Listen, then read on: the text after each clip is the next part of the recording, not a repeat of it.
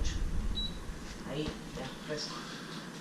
Bueno, aquí estamos con mi amiga Cristina Silva, que está de visita en mi casa y está también colaborando con los temas de la cocina. No porque sea mujer, sino porque se dio la circunstancia, ¿verdad, Cristina? Me gusta colitar. Está colitando. ¿Cómo estás, Cristina? Aquí concentrada viendo cómo rayos funciona esta cocina de inducción, porque no es que estoy muy familiarizada. Ya, ¿qué quieres que haga? Yo te ayudo, a ver. No, ahorita ya le agarré el tino. El bote. Sí, ahorita ya sé. Pero tengo que esperar que esto caliente un poco para ir colocando el resto de ingredientes para la sopita de fideo que estoy encargado de terminar por doña. Que es mi mamá. Bueno, primero quiero que le enviemos un saludo a una amiga en común que tenemos, que es la primera persona a la que pienso compartir este video cuando lo suba. Mándale un saludo a Mónica. Bueno, tenemos una amiga en común a la que apreciamos mucho, que es Mónica Segarra Sen, que está en Suiza, en Zúrich. Y nada, pues mandarte un abrazo, loquilla, y espero que por favor nos vengas a visitar. Yo creo que te lancé la invitación para que nos vayas a ver a Quito y a Guayaquil respectivamente. No te olvides, te estamos esperando con mucho cariño. Y gracias por haberme recibido en tu casa, que fue como estar en la casa de mi familia durante las navidades que las pasé sola en Alemania. Así que eso fue unos días muy bonitos. Mónica, una pregunta. ¿Es normal que se apague la pantalla? Sí, sí, está grabando. Igual sigue grabando, que se apague la pantalla. Sí, está grabando. Perfecto. Yo veo desde acá también que está grabando. Excelente, bueno. Entonces, ¿cómo así estás de visita en Guayaquil? Bueno, más que nada tiene que ver por motivos profesionales. Estoy aplicando para un trabajo acá, en la Procuraduría General del Estado como médico, entonces viene a dar las pruebas, que es todo el proceso de ley para la selección. Y aproveché pues para pedirle a David que me acoja durante estos pocos días mientras estoy acá. David es un amigo que le conozco desde hace muchísimo tiempo y le traje a mi novio también para que se conozcan, interactúen y sean unos días agradables, súper chéveres. Con Cristina nos conocemos de hace, ¿cuánto? ¿7 años o más? Más. Debe ser un poco más también. Claro, más, porque cuando fui a Quito en el 2010 ya nos conocíamos. Sí. Ya nos conocemos por Facebook. Tiene que ser 2009, 2010. O casi del comienzo, porque yo entré a Facebook en el 2009. Yo cerca de ahí también. Bueno. En el inicio del Facebook casi. Entonces, porque tenemos en común la música, tenemos una banda que nos gusta mucho y eso fue lo que nos hizo conocer en el Facebook. Bueno, entonces, cuéntanos un poco sobre ti, Cristina. ¿Quién eres? Bueno, primeramente, soy de Quito. Tengo 35 años ya cumplidos, soy médico. Y también me gusta mucho conocer cosas. Estoy involucrada con la investigación porque hice un máster en investigación biomédica. Estoy interesada en seguir creando conocimientos, ampliando mis horizontes y servir a la comunidad en esa creación de conocimientos, ¿no? De ir descubriendo cosas. Yo pienso que en la medicina debemos pasar también la frontera de solo recibir los conocimientos que otros van adquiriendo o que otros van produciendo, y más bien debemos nosotros ser una parte activa de esa producción. ¡Qué reflejos! ¡Wow! Sí, tenemos que ir un paso más allá. Y creo que en Ecuador estamos todavía en pindigas. No digo que no se haga. De hecho, hay muchos científicos que se sacan la madre, aún con la poca colaboración del Estado y de la gente en particular, porque no entiende cómo es la cuestión de la investigación o no la aprecia en su justo valor. Pero aún así hay científicos que se sacan el aire y siguen investigando y siguen creando conocimientos. Entonces eso tiene que ir cambiando y evolucionando para que el Ecuador sea un referente de la ciencia real, no simplemente consumir la ciencia de otros. Cristina, tú has tenido la oportunidad de estudiar en Europa y visitar varios países europeos. ¿Qué tiempo estuviste por allá? Exactamente, estuve, ¿qué será? Un año 6 meses, puede ser, 1 año 7 meses. Estudiando en Alemania. Meramente en Alemania. ¿Y qué otros países pudiste conocer? Bueno, mi programa de máster, hay que recalcar que yo me fui por haber ganado una beca con el CENESID. El gobierno ecuatoriano me dio ese apoyo y recibí una beca completa y tuve la oportunidad de ir a estudiar mi máster. Era un máster binacional organizado por la Universidad de Buenos Aires y la Universidad de Friburgo en Alemania. Entonces parte de mis estudios los hice en Argentina y parte de mis estudios los hice en Alemania. Ya, bueno, ahora sí, ¿qué países pudiste conocer? ¿Que se queman las cosas? No, Vamos a humear un poquito aquí. no sé qué mandar. Todo bien. Todo bien por aquí. Sí. Entonces, A como ver, te ya. explicaba, fue un máster binacional, estuve... ¿Cuánto tiempo estuve en Argentina? Yo creo que habrá sido casi 1 año, 2 meses, 1 año, 3 meses, no estoy muy segura, pero fue un tiempo más o menos. Y yo, como siempre he sido pata caliente y me ha gustado ir descubriendo por mí misma el mundo, ir visitando sitios que no conocía antes, compartir con la gente, saber sus puntos de vista, tomar de primera mano por mi experiencia el aprendizaje de las cosas que voy viendo, para tener una idea clara de qué pasa en el mundo, ¿no? Entonces, ay, algo mal hice. Güey, espera. ¿Qué pasó? A ver, ¿qué vas a hacer? ¿Qué quieres hacer? Apagarle y volverla a prender. ¿Por qué? ¿Por qué la vas a apagar? Porque algo maniobré mal y... A ver, vamos a ver. Ah, no, espérate, parece que ya se volvió a la normalidad. ¿Quieres bajar el...? Sí. Eso, ya. Y ahí está. Perfecto, ya. Entonces, solo déjame ver. Un detalle, cuando estuviste en Argentina pudiste conocer a otra amiga en común, Sí. Viviana Miscut, que si alguna vez ve este video, aprovecho para decirle que la quiero muchísimo, la estimo mucho, se portó muy bien conmigo cuando la visité por allá en el 2010, en Buenos Aires. Sí. Bueno, entonces, ya, estaban estudiando en Alemania, fuiste a otros países, ¿como cuáles? Bueno, hay que recalcar que yo me encontraba en el sur de Alemania, en la ciudad de Friburgo, entonces es una ciudad que está muy cerca de la frontera con Francia y Suiza. Entonces es, por decirte, un triángulo que forman 3 ciudades de la frontera. Basel en Suiza, Mulhouse en Francia y Friburgo en Alemania. Entonces los 3 inclusive comparten un aeropuerto. Y tú tenías facilidad de viajar por Francia y Suiza por la cercanía. Si pasabas Suiza hacia el sur, llegabas a Italia, así que visité también Italia. Si te ibas en cambio al norte de Alemania, pasabas por Dinamarca, podías irte hacia el este, hacia República Checa y sitios así. Entonces, hay una cosa que tengo que recalcar, que durante mis estudios yo tuve un problema serio de salud, un cáncer que me diagnosticaron, y debido a eso me operaron, estuve en tratamiento y mi estado físico no era tan bueno, así que hubiera querido viajar a más lugares, pero mi condición no me daba para eso. Sin embargo, lo hice. Entonces, uno de los viajes que siempre me ha gustado, que disfruté mucho, fue el que hice por tierra. Llegué hasta Roma. Entonces, lo que pasaba era que yo tomaba el bus desde Friburgo, llegaba a Suiza y cruzaba la cordillera de los Alpes. Toda esa parte en donde se encuentran todos los Alpes suizos, toda la frontera suiza-italiana, que es hermoso, o sea, son paisajes hermosos, que yo tuve la oportunidad de verlos de una manera fácil y no tan cara, pasando a través del carretero. O sea, fue una experiencia muy bien. Y es uno de los viajes que disfruté. Y otro de los viajes que disfruté fue visitar Rusia. Estuve en Moscú y en San Petersburgo, ahí sí tomé avión, obviamente. Pero era mucho más fácil porque Europa es más pequeña, inclusive por tierra tú puedes visitar diferentes sitios. Y si tú conoces muy bien cómo se mueve, las huecas, donde pues, tienes menor precio, o sea, las conexiones que necesitas para hacer un viaje efectivo y no gastar mucho, te sirve. O sea, puedes conocer muchas otras partes. Entonces, esa experiencia de irme sola, porque yo no me iba con nadie, o sea, como yo vivía sola, ni con amigos ni con nadie. Yo tomaba el camino, guardaba mis cosas y me iba sola. Y era mi viaje de descubrimiento. Estuve en Turquía. ¿Cuál podría ser la anécdota que más resaltarías de tus viajes por Europa? Hay una que me acuerdo clarito que fue cuando yo recién me operé, eso fue en el 2015, mi mamá vino a cuidarme, estuvo conmigo en Alemania. Y yo me acuerdo que ella estuvo prácticamente todo el mes solo cuidándome y me daba pena que no haya podido viajar y conocer otros lugares. Y tenía la ilusión de conocer París, Francia, y como me quedaba relativamente cerca, 5 horas de mi ciudad a París, me propuso que nos fuéramos al mes de mi recuperación. Y me animé, ¿no? Pero claro que yo decía, estoy con mal estado físico, pero bueno, vamos. Y me sentía triste por lo que me había pasado.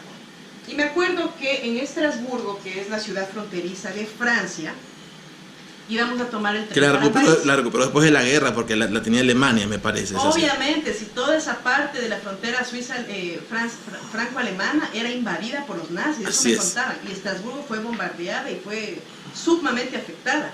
Y Friburgo también, de hecho hubo bombardeos en las vías del tren, que era la conexión importante y de información, y bombardearon para que se corte esa comunicación. O sea, hay una historia detrás de eso. Pero Estrasburgo fue una de las ciudades afectadas. Es una ciudad bien nacional prácticamente, ¿no? O sea, tiene la cultura alemana y... Sí, tú ves que hay una mezcla de la cultura francesa y alemana, clarito, hasta en las construcciones te das cuenta. Ya, bueno. Fue interesante, pasando el río Rin, al otro lado.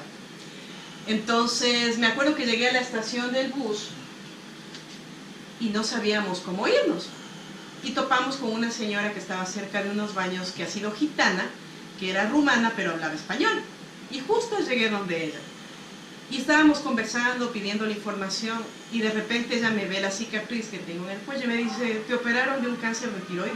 Y digo, sí, ¿cómo sabe? Es que yo tengo la misma cicatriz, me dice. ¿En serio se operó? Sí, mira. Usaba un vestido descubierto y no le veía absolutamente nada. O sea, estaba como intacto el cuello, como que nunca se hubiera operado. Y me dijo, mira, no te angusties, yo sé que ahorita se te ve feo, te sientes mal, yo sé que tu estado físico no es tan bueno, pero el tiempo va a pasar y cuando ya no te des cuenta ni siquiera, vas a estar completamente mejor.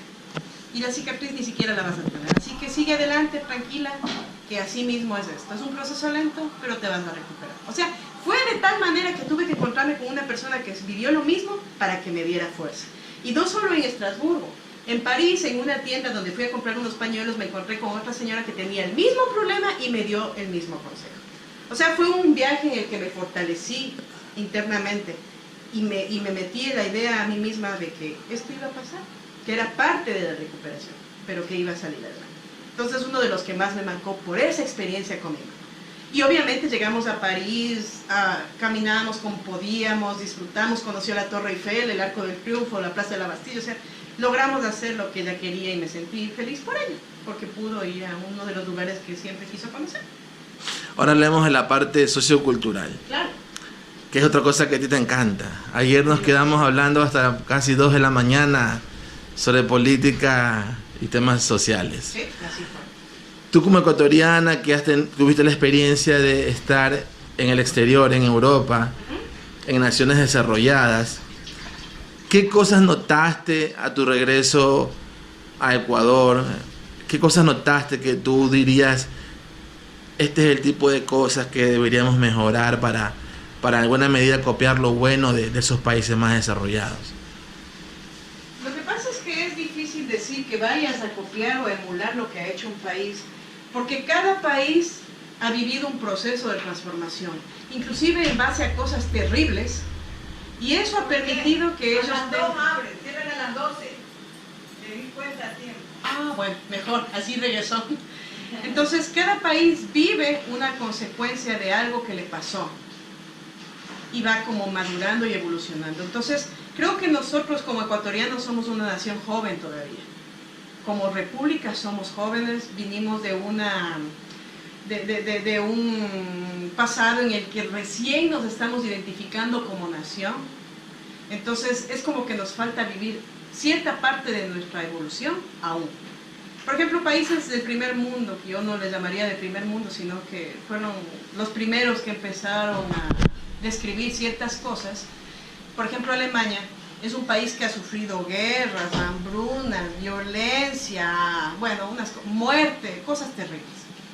Y toda esa evolución les ha permitido llegar al estándar que tienen ahora, al nivel de vida que tienen ahora.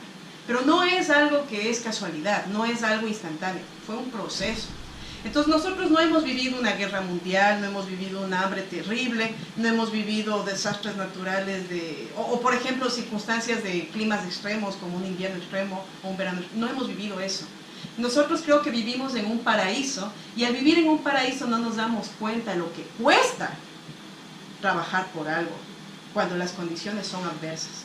No digo que no lo trabajemos, pero no llegamos a comprender lo que pasa en el resto de a dimensionar en su sano juicio. Entonces, yo pienso que emular, no vendría al caso, porque somos sociedades que crecimientos diferentes. Pero sí tomar en cuenta de que nada es instantáneo, nada es absoluto, hay cosas que van cambiando y conforme los tiempos van cambiando, los paradigmas se van rompiendo, pero vamos haciendo cosas buenas también. Entonces, algo que yo, por ejemplo, vi en Alemania es el respeto absoluto al tiempo de los demás.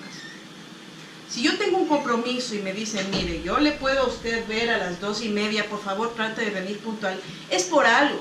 Es porque esa persona ya programó su tiempo y te dio parte de su tiempo a ti para atenderte. Entonces, si tú llegas tarde o te olvidas del compromiso o pones excusas, es un irrespeto a la otra persona, aun cuando a ti aparentemente no te afecta.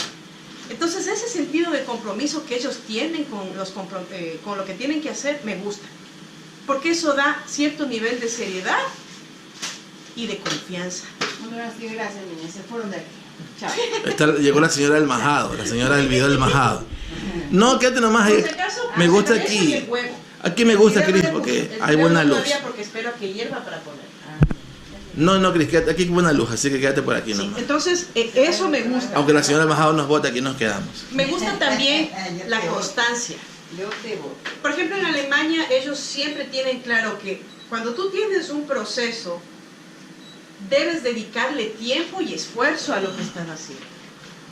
No. Y los resultados se dan en base a ese tiempo y a ese trabajo que le pongas.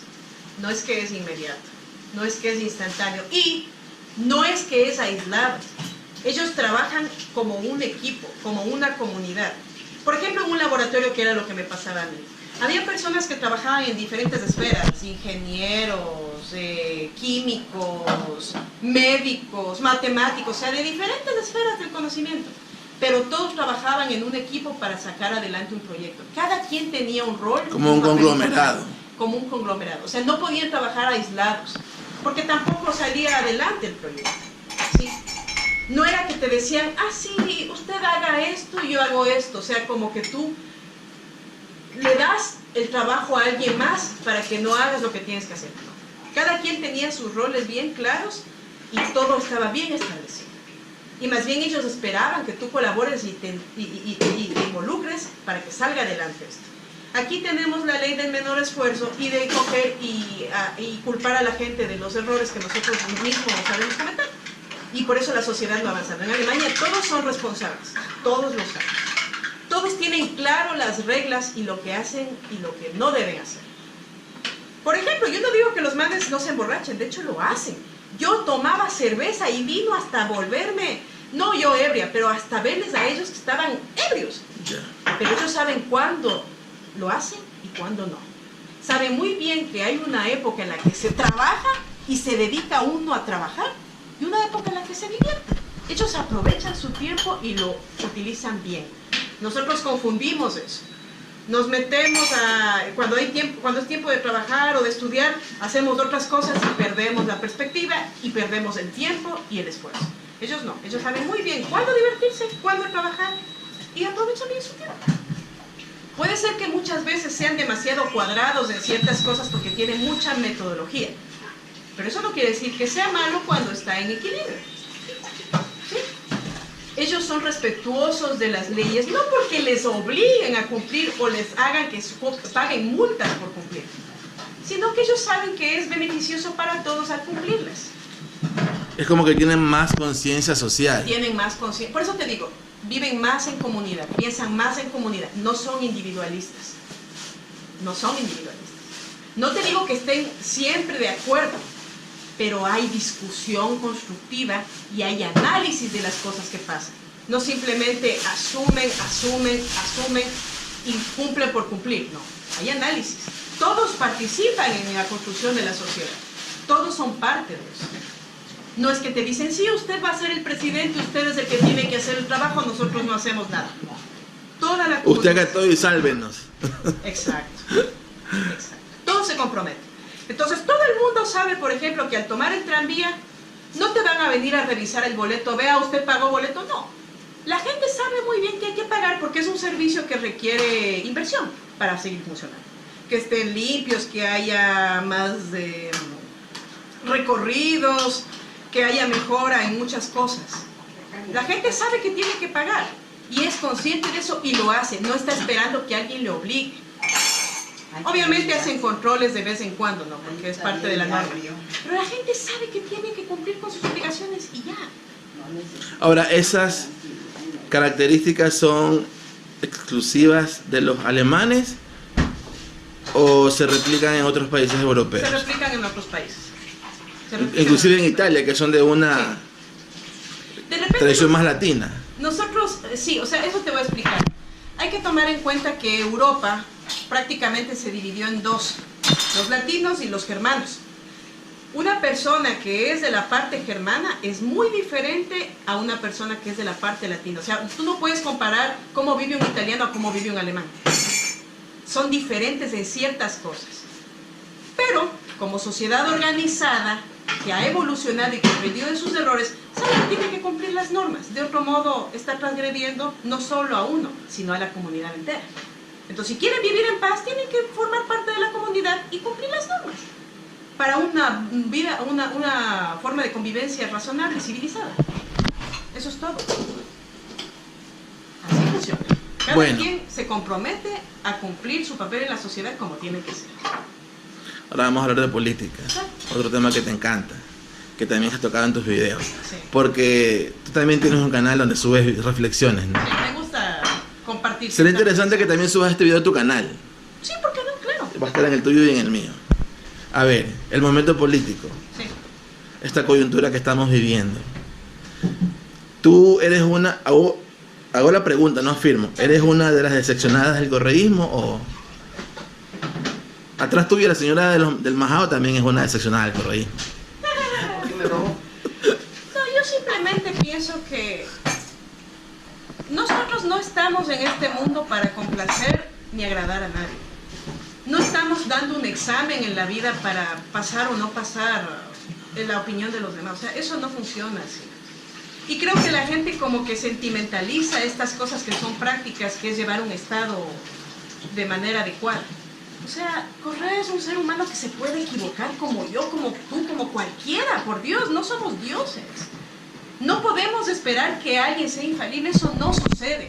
Y en un proceso de cambio, que es el que yo vi, al menos en los primeros años de gobierno de Correa, siempre va a haber errores, nunca se va a estar exento de errores.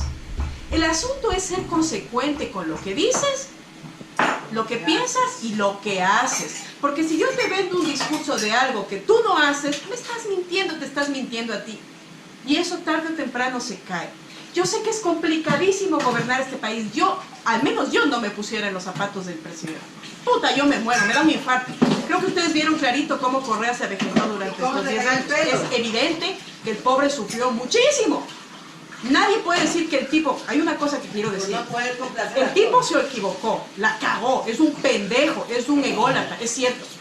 Pero al menos se sacó la madre trabajando. Se arriesgó, dijo, sí, yo me meto hasta el fondo, y lo hizo. Cosa que muchos no lo han hecho y que se jactan de liberadores de la patria. Él se mojó los pantalones, se metió hasta adentro e hizo lo que tenía que hacer. La gente tiene que entender que el cambio viene de uno, desde tu hogar, desde tu trinchera. Tú puedes hacer la diferencia o puedes seguir armando lío en esta sociedad. Nosotros somos expertos en buscar excusas y buscar culpables. Sí, que yo no estoy conforme con esto, que este man, que esta man, que no sé qué, que no sé cuánto. Yo soy el techado de virtudes, soy lo máximo. Pero el primero que falla es uno, al no darse cuenta de que uno es el que aporta a la sociedad. La sociedad no tiene por qué servirte a ti. Tú eres el que sirve a los demás. Tú eres el que hace las cosas. No esperes que un mesías o un tipo que supuestamente sabe todo te cambie la situación. Haga los cambios. Eres tú mismo. Y tienes que comprometerte. Si tú quieres una mejor sociedad, tienes que sacarte el aire, estudiar, trabajar, hacer las cosas. No esperar que te caigan del cielo. Eso no existe. Eso no existe. Y en el primer mundo pasaba. También había casos, por ejemplo, el nazismo, que la gente se metió a creer en un tipo que les pintaba pajaritos en la cabeza. Y creyeron hasta la muerte muchos. Pero no puede pueden vivir de una idea en la que les pintan todo perfecto o que les pintan todo catastrófico para que se enfrenten los unos con otros. No. Uno mismo tiene que aprender a conocer lo que les rodea y buscar todas las fuentes, buscar toda la información para hacerse una idea, uno, de lo que está pasando y dar soluciones. Si tú no conoces el medio en el que estás, no puedes decidir nada. Y ahora, yo veo con mucha preocupación de que la situación de la educación está gravemente afectada. Porque hay muchos muchachos hoy en día que piensan que tener un título no es sinónimo de éxito. Y lo que dicen es, bueno, voy a poner mi negocio, voy a buscar la forma de ganar dinero y así voy a estar bien. Y dejan los estudios. Yo realmente lo veo con preocupación, porque yo soy una persona que me he sacado el aire. Yo hasta el riesgo de mi propia vida terminé mi maestría por mi enfermedad. Pero yo sabía que eso me iba a dar herramientas para poder ayudar más a mi país. Porque es lo que nos falta, seguir avanzando en ciencia. Y yo quería involucrarme en la ciencia para poder aportar con mis conocimientos al país. Es mi obligación, pero también es mi deseo. Hagamos entonces, aprovechemos este momento para que especifiques exactamente el ámbito de investigación de tu maestría, que también es bien interesante. Bueno, como yo decía, yo soy máster en ciencias biomédicas. Las ciencias biomédicas abarcan diferentes disciplinas, todo lo que es genética, microbiología, lo que es bioquímica molecular, lo que es farmacología. Bueno, son algunos aspectos de las ciencias biomédicas. Entonces yo personalmente trabajé en mi tesis en microbiología, en biología molecular y virología exactamente.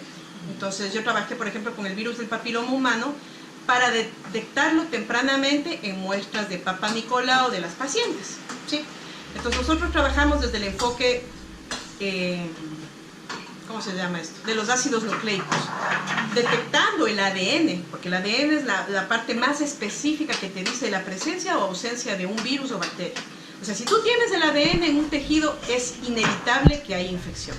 Entonces, lo que nosotros queríamos era detectar esa infección lo más pronto posible, aun cuando los pacientes no tengan síntomas. Entonces, usamos una metodología de los biochips de ADN, que son impresiones de un material que es la mezcla de un polímero que se adhiere a una superficie mezclado con el ADN con el que vamos a trabajar. Supongamos muestras de Papa Nicolau. Entonces purificamos el ADN, le mezclamos con el polímero y eso se imprime en micropuntos en una superficie que nos permita ver fácilmente. En este caso usamos unos portaobjetos de un material sintético de plástico. Con eso imprimimos los biochips, usamos una muestra que vamos a estudiar y esa muestra, si tiene el ADN, se va a unir con el ADN del chip. Y al unirse provoca una reacción de fluorescencia, o sea, una reacción luminiscente. Si tienes un tipo de luz, ese tipo de luz te va a indicar que es positiva la prueba. Si no tienes la emisión de la luz, es negativa. ¿Tú diseñaste la prueba? Usé una herramienta que diseñaron mis profesores en el instituto que yo trabajé, que es el INTEN, que es de biomateriales y microsistemas. Entonces yo usé 4 tipos de genotipos de ADN viral del papilomavirus para determinar cuál de los cuatro más predominantes en la población, sobre todo los que causan cáncer cervicuterino en las mujeres. Entonces usé 4 predominantes y vimos cuál de todos ellos tenía mejor afinidad y era más fácilmente diagnosticado en comparación a los otros. Entonces fue una prueba interesante y todo, y cosas de alta tecnología, pues algo que nosotros... ¿Eso Ecuador, se está haciendo aquí o tú serás la primera? No todavía, de hecho no se hace. Lo que nosotros hemos llegado ahorita aquí es el PCR, por ejemplo, el PCR y la hibridación in situ, que son técnicas de biología molecular. Pero usar biochips de ADN todavía. O sea, es medicina preventiva. Claro. Porque pruebas de tamizaje antes de los síntomas tú ya le avisas a la paciente que tiene cáncer. Exacto, porque el papilomavirus te da una infección en la que a veces ni siquiera tiene síntomas. Los síntomas vienen cuando ya la infección es sumamente avanzada y se convierte en cáncer, pero ya es demasiado tarde para tratar. Entonces nuestro objetivo es detectar lo más pronto posible para empezar a tratar, aun cuando la paciente no tiene síntomas. O sea, el diagnóstico precoz. Cristina, anoche conversábamos, entre las tantas cosas que conversamos anoche en la madrugada. Tú decías que tú piensas que el número de casos de cáncer ahora es como una epidemia. Sí. Lo que pasa es que hay hay muchos cánceres que tienen diferentes factores que los pueden originar. Se dice que hay una predisposición genética para ciertos tipos de cáncer, obviamente sí, pero es importante determinar que no solamente ser predisponente al cáncer te va a enfermar. Hay muchos factores como, por ejemplo, el estilo de vida, la nutrición, el estrés, el estar en contacto con algún tipo de contaminante. Hay muchos factores que pueden afectar a que el cáncer no aparezca o sí aparezca. Lo que se llama los factores epigenéticos, que no tienen que ver directamente con el genoma, pero que pueden influenciar. Entonces eso ya se conoce en todo el mundo que funciona así. Y hemos visto que los casos de cáncer, al menos los casos más complicados, han aparecido más frecuentemente. Hay más pacientes que tienen enfermedades catastróficas y que a veces no son detectables a tiempo y que evolucionan hasta la muerte. O sea, son mayor cantidad de pacientes de diferentes tipos de cáncer, especialmente aquí el cáncer de seno, el cáncer gástrico, el cáncer cervicuterino, pero se ha despuntado. Lo que antes no despuntaba, ahora sí lo es. Sería interesante que compartas en la cámara esta como receta casera con el bicarbonato de sodio. Sí, ¿cómo es eso? Ya. Estudios al respecto no se han desarrollado como tal, pero el principio del bicarbonato de sodio es que, como es una base, contrarresta a la acidez. Nosotros en química elemental, en la secundaria, aprendemos que hay los ácidos y las bases. Entonces los ácidos tienen un efecto en el organismo y las bases otro. Y nosotros dentro del organismo tenemos un pH neutro, un equilibrio entre las dos. Ni muy ácido ni muy básico. Entonces de 7.35 a 7.45. Entonces el asunto es que en el proceso del cáncer, uno de los factores que crea el aparecimiento de esto es el aumento de la acidez en el cuerpo, que puede ser debido a causas como estrés prolongado, la alimentación rica en ácidos, por ejemplo proteínas animales, cosas así, la falta de sueño en algunos tipos de cáncer, por ejemplo a nivel cerebral, y el consumo de alcohol, cigarrillo, que también causan acidez, entre otras cosas. Entonces, al aumentar la acidez, como el cuerpo no está acostumbrado a un nivel alto de acidez, se desprograma y causa cambios a nivel celular, y esos cambios a nivel celular, que se llama la metaplasia o displasia, provoca después del cáncer. Entonces, el principio es que el bicarbonato contrarresta esa acidez prolongada que va a provocar daños a posteriori. Entonces, al tomar bicarbonato cada cierto tiempo, con moderación y sobre todo con vigilancia, porque el bicarbonato también no se puede tomar sin saber y sin conocer, y por tomarlo así como que fuera cualquier cosa, porque puede provocar trastornos en aumento del pH básico, y también eso provoca trastornos alcalosis metabólica y respiratoria y cosas así. Entonces, al neutralizar la acidez, neutralizamos el aparecimiento del cáncer, en teoría. Entonces, mi idea es hacer un estudio para ver qué efecto tiene el bicarbonato propiamente dicho en ciertos factores que van a influenciar en el organismo. Qué sé yo, por ejemplo, los signos vitales, el metabolismo, cómo se procesan los ácidos grasos, todo lo que es cuestión metabólica, ¿sí? Y hacer medición de los efectos de los pacientes que tienen diagnóstico de cáncer y que toman bicarbonato. ¿Cuál es el efecto directo? E ir investigando cada uno de esos. Un estudio como para doctorado. Claro, eso conlleva tiempo. Pero la receta en sí es tomarlo como. Tú me decías 7 días sí, 7 días no. Yo por lo general lo hago así. Utilizo una cuchara pequeña de café. Tomo el bicarbonato que está en polvo, una cucharada, lo diluyo en un vaso con agua, en un vaso normal con agua, lo mezclo, hago que se diluya y me lo tomo todos los días en ayunas por 7 días. Pasan los 7 días y descansamos otros 7 días, pasa el descanso y volvemos a tomar 7 días y así sucesivamente. O sea, no tomamos de corrido, no tomamos sino que hace la pastelería. Bueno, estamos reiniciando porque se acabó el espacio. Típica de cosas en estas Borramos películas. algo y bueno, entonces bueno, ya justamente igual estábamos terminando. Y bueno, solamente quería agradecerte, Cristina, bueno, por tu visita. Este video va a ser uno de los más interesantes de mi canal. Y para que te despidas del público. Bueno, chicos, lo único que yo les puedo decir es: siempre busquen información de las cosas que pasan a su alrededor. No se confíen de lo que dicen los demás. Busquen ustedes mismos la verdad. Pregunte, porque hay gente que conoce de ciertos temas y está bien preguntar y confrontar ciertas cosas que uno no entiende, pero busquen. No crean que solo lo que las redes sociales dicen o el internet dice es verdad. Mucha de esa información, yo les digo hasta como científica, no es comprobada, aunque sea publicada en el internet. Mucha de esa información es falacia y uno tiene que ser súper crítico leyendo y viendo esa información para saber si realmente es verdad o no. No todo es verdad, así como no todo es paja, pero uno tiene que abrir la mente y buscar toda la información posible para emitir un criterio y saber de qué le están hablando. Se tiene la capacidad de discernimiento. De discernimiento. Y sobre todo, nunca dejen de estudiar. Lo que ustedes quieran, aunque sea cómo cortar el pelo, lo que sea, aprendan. Pienso yo que una persona exitosa debería tener una profesión y un oficio al que pueda dedicarse. Porque si no consigues trabajo en la profesión, puedes dedicarte a tu oficio. Y mientras más conoces, más cosas puedes hacer.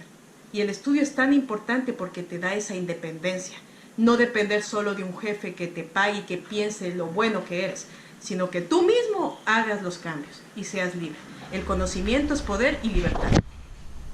Pero no solo el conocimiento, sino entender por qué y el para qué de las cosas. Siempre cuestionarse, nunca dejar de cuestionarse, inclusive uno mismo. Gracias. Muchas gracias, Cris. Bueno, esperemos que no sea el último video que grabemos. No será el último.